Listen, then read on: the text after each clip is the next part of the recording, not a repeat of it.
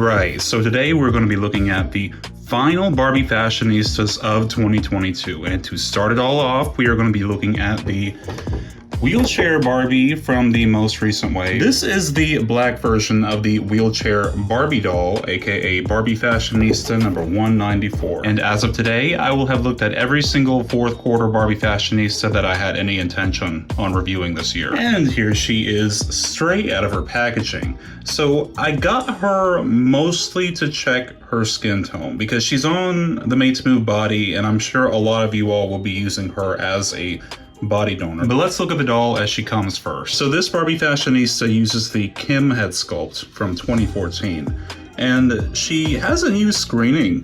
This is a screening that we've never seen on the Kim head sculpt before. Unfortunately, she has the UV resin pixelation, so that sucks. She is really beautiful though, and I'm glad that they didn't just give her the typical screening that they give to the Kim head sculpt that we've seen a million times before. But she does come with this really beautiful black afro hair. Unfortunately, it's a little wild straight out of the packaging. Sometimes whenever I have a Barbie doll with this hair texture, what I like to do is I like to take a toothpick and I sort of shape it with that by poking it like it's a felt sculpture, just to give it a little shape. Her accessory that she comes with is this pair of gold colored, not metallic, but gold colored hoop earrings. And she wears a light blue romper with this rainbow heart sunglasses pattern printed on. It velcros on the back so you can take it off very easily. And she also wears a pair of sparkly pink flats. Now she is on the original body, and Mattel has yet to make a wheelchair Barbie that isn't on the original size body.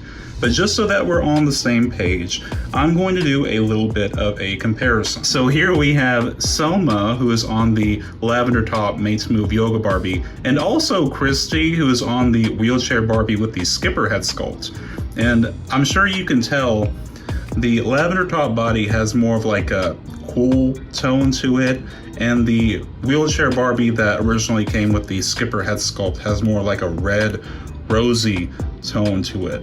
So I was really curious what the new wheelchair Barbie would be, like which skin tone, and I was hoping that she'd be lavender top, because lavender top's been discontinued for a few years now, and I don't know why, but every single time Mattel discontinues a Made to Move body, I always find myself running out. And you can also see my toothpick afro shaping method. Here is the new wheelchair Barbie with the Kim head sculpt compared to the old one with the skipper head sculpt. And you can see that this one doesn't have near as much red pigment in her skin tone. So is she closer to lavender top? I think so. Yeah, I think, you know, she's a smidge warmer than lavender top. But if you're really desperate, she's probably going to be a good substitute for lavender top. The final two dolls that I needed to complete this set finally got made available on Amazon. So I was able to get her and the tall Asian. And can I just say, I love this artwork of hers. Look how confident she is. I love that side glance. And here is Barbie Fashionista number 198, straight out of her packaging. You can see that she uses the Daya head sculpt from 2016. And you know, she reminds me a lot of the original Daya. The original doll that used the Daya head sculpt was a Barbie Fashionista doll that was petite, and she also had the same skin tone. So this almost looks like an upgraded version of the original Daya, who just came with a plaid t-shirt dress. I do love the screening they gave this new one. I just wish she wasn't UV resin, because that looks so bad in certain lighting. They did give this new one laid edges, which aren't pixelated because they're printed on with the scalp paint. And she also has this beautiful afro hair.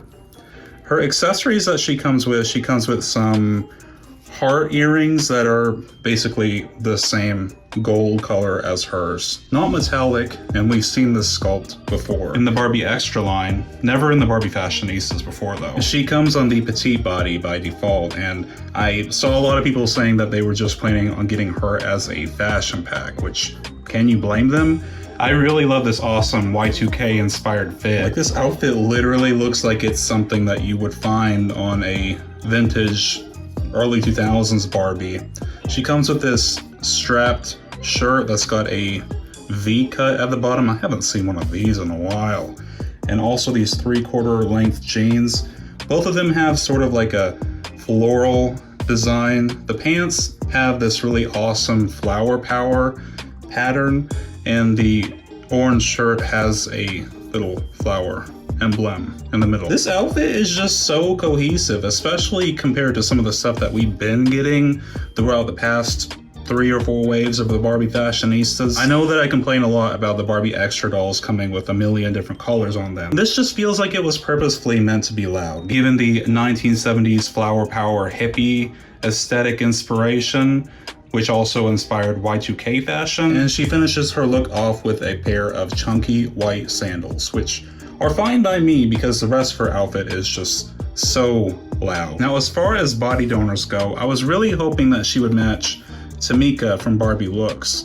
But as you can see, Tamika, her skin seems to be a lot more saturated than this Daya's skin tone. She has kind of like the really specific skin tone that you see on the first Barbie extra doll, you know, that sort of light, warm brown color. So if you want to give her an exact match articulated body, you'd have to give her the Barbie Extra #1's body. Now, the final Barbie fashionista from 2022 that you're going to be seeing on this channel is number 199, and this, folks, this is why you don't ever just order one doll from Amazon. Look at how crooked that screening is. There is absolutely no excuse for that. This eye is very clearly much bigger than the other one. So I'm going to return her and wait until she's available in stores to pick out a more perfect one. But at least I know that this new face sculpt doesn't have the UV resin pixelation in her first debut doll. Yes, this is a brand new Barbie Fashionista's head sculpt.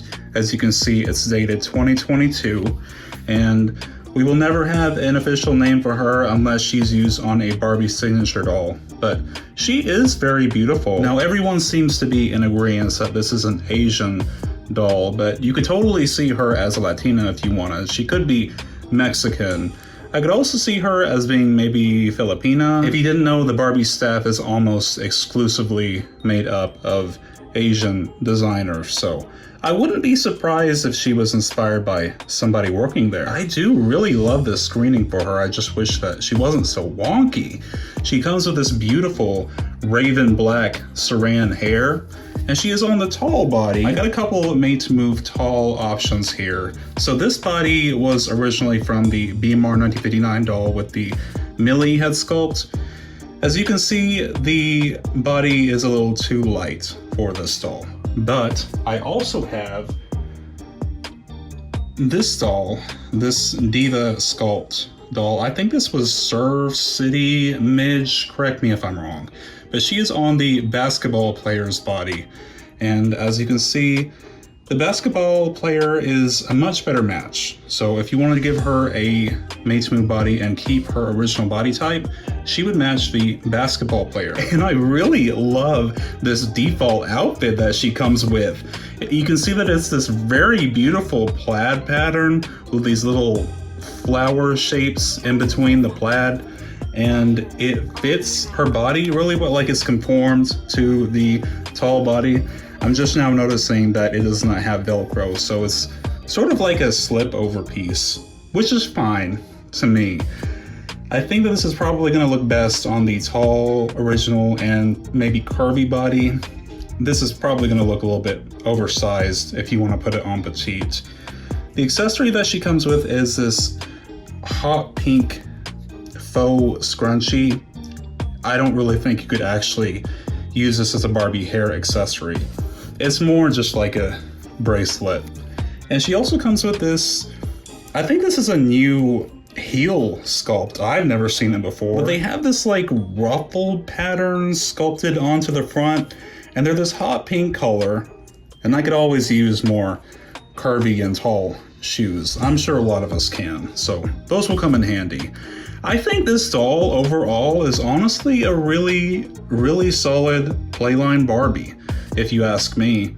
Like, if I were to recommend any Barbie fashionista from this wave, she'd definitely be one of my top picks. Y'all had to let me know, what is your favorite Barbie fashionista that released in 2022? There have been so many awesome Barbie dolls that have released this year.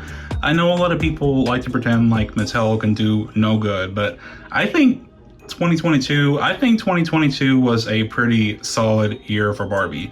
And you know, 2023 is going to be so much better. Mattel has to be at the top of their game, what with the Barbie movie coming out and all. If you haven't already, be sure to like, comment, and subscribe if you enjoy my content to support my channel. And I'll see you all next video. Thank you so much. Bye.